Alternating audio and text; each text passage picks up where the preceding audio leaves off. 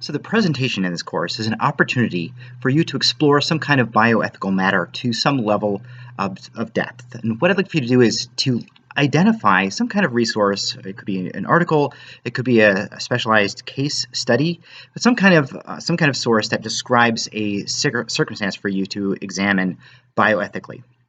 So once you've identified that source within the topic that you prefer, and it could cover a topic from any particular area of this course, anything that we've covered. It could have to do with, say, abortion or maternal-fetal conflict. It could have to do with organ donation and transplants. It could have to do with, more broadly, the principle of autonomy, or it could have to do with informed consent. Anything you would like to really examine, right, to dig deeper into, right? So what I'd like for you to do is provide some kind of description of that and pay close attention to the rubric for the assignment. So it's very much, it's very close to, it's precisely what I am expecting you to do for the assignment. Provide some kind of overview of the article, if it's a case study, right, describe the case. Make sure that you use your own words, your own description. Don't simply copy paste or use the same wording. I want to make sure that you are conveying this and expressing this from your own understanding. So in your own words, describe the article. If it's making some kind of argument or making some kind of point, make sure that you describe that. Or if it's just simply providing or presenting a dilemma, some kind of bioethical problem, make sure you describe that as well or instead. So next, what I'd like for you to do, as the rubric for the assignment describes, I would like for you to try to ferret out which moral theories might be applicable in this case. And by moral theories, I'm referring to some of those earlier general models or those earlier explanations for what makes something moral or immoral, right or wrong, problematic or justified. And examples of that include utilitarianism. When utilitarianism has to do with assessing the moral worth of something based on whether it causes the greater good or whether it maximizes happiness for the greatest number of people. That's a utilitarian theory of what makes things moral or immoral. We also explored Kantianism. Kantianism has to do with whether you are fulfilling your duties towards other people. Kantianism doesn't regard the consequences of actions at all. It just asks whether we are fulfilling our duty, whether we are meeting our moral responsibilities towards another. You could also point out areas in which virtue ethics could be relevant to the case or the article that you've been studying. Virtue ethics has to do with whether an action emerges from good character, whether something is courageous, whether something is compassionate, whether something is just. Right? So you could explore that. Another moral theory that you could view things through could be natural law. For example, natural law has to do with assessing the moral validity of something depending on whether it conforms to the natural order. Does it promote growth? Does it promote survival? Does it promote human life? Does it promote reproduction or productivity? Right? That's a natural law kind of question. So those are just generally some moral theories that we've explored in this course. All right, so I'd like for you to kind of keep your feelers out for that and explain any moral theories that may be relevant. It could be one, it could be all four, any combination, but there's going to be at least one moral theory that has to do with the article or the case study that you're examining. Okay, so next, I'd also like for you to have a look at or consider the bioethical principles that might be relevant. Now, moral theories are very general. Bioethical principles are more specific to bioethics.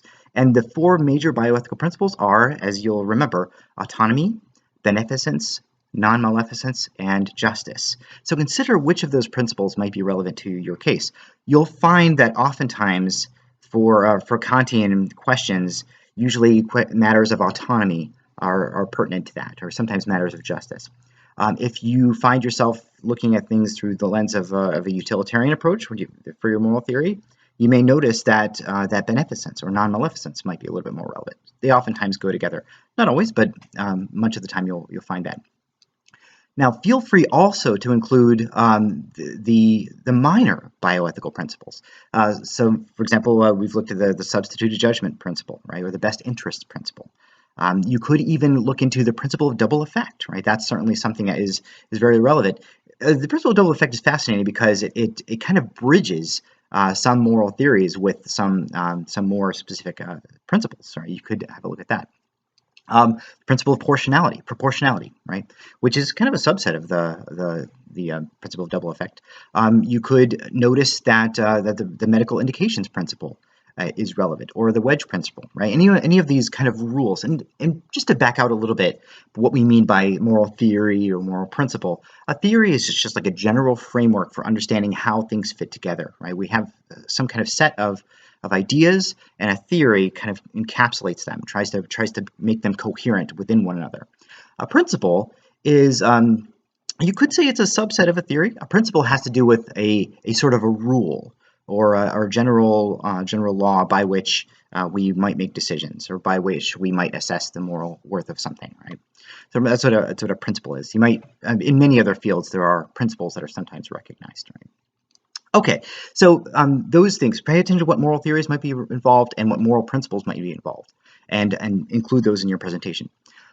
Also, then I'd like for you to think about any situations where you might have had personal experiences that relate to this. Now, and I mean very broadly speaking. I know some of you are going into some kind of clinical practice or some sort of field that has to do with medicine and is very much directly related to bioethics, but not all of you, right? And bioethical principles are very applicable to many other circumstances in life. So if you have some kind of personal experience where, let's say, your autonomy was at risk of being violated, or something was done involving you where without your consent, right? And only things that, of course, you care to share, right? So you don't have to care the things that you feel comfortable sharing with the class.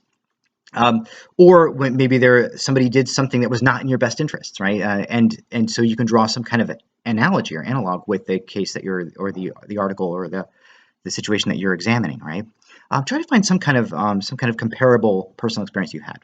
Or if you're unable to do that, or if just nothing is coming to mind, no problem. Just look for some kind of other case or some sort of other situation.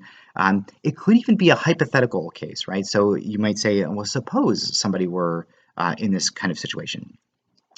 Well, this might be what you've been exploring may be relevant to that, right? So try to draw some connections with some external ideas or some other kind of matter or circumstance that could toward which the earlier theories and principles could be applied, right?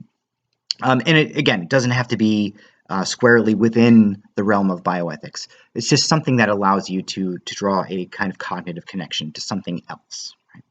Okay, and then finally, what I'd like for you to do in your presentation is come up with a question or two that invite the class, invite the remaining students in the class to participate in some kind of dialogue or some sort of discussion related to what you've presented, right? And the most interesting presentations, I mean, they're all really interesting. Even if two of you choose the same topic, it's usually still very interesting because oftentimes two students will come up with different kinds of ways of portraying a moral problem in bioethics. So don't worry about whether another student has already covered a subject. That's not a problem. But yeah, so in this final part of your presentation, try to ask it could be a provocative question, right? It could be a question that perhaps makes us a little bit uncomfortable, because in ethical matters, we oftentimes are trying to confront things that make us a little bit uneasy, right? And we want to take some of these, excuse me, we want to take these matters fairly seriously because ethics, broadly speaking, has to do with trying to think carefully and considerably and virtuously about how we treat one another, right? And this is arguably one of the most important branches of philosophy, right? Thinking about how we should live and how we should live with each other. So try to invite the other students in the course to engage with you and to share their perspectives and to maybe think a little bit critically about what you've presented, right? Hopefully we'll have some really productive exchanges, some really good dialogue, and in all things considered, we'll be better and richer and more virtuous people as we come out on the other side of it. All right, thanks, and I hope this is really helpful. Let me also say, if the presentation is done online, I would strongly recommend that you do it in PowerPoint. And PowerPoint has a record feature that will allow you to record either your voice, or it could also put a window which will take a video of you. You can turn that off if you want. You can record yourself reviewing the slides, right, as you scroll through them. And then what you can do is you can export that. You can save it, and your recording will be saved as part of the PowerPoint presentation, but then you could also export that and it'll create a video, like an MP4 video out of your presentation. That's oftentimes what I do when I make a presentation that involves PowerPoint. It's very, very convenient, I've found. If you have any trouble doing that, I'm very happy to help you work that out. That's actually a very helpful if for online courses or sometimes even for face-to-face courses. This is really helpful. It's helpful to use PowerPoint in this capacity.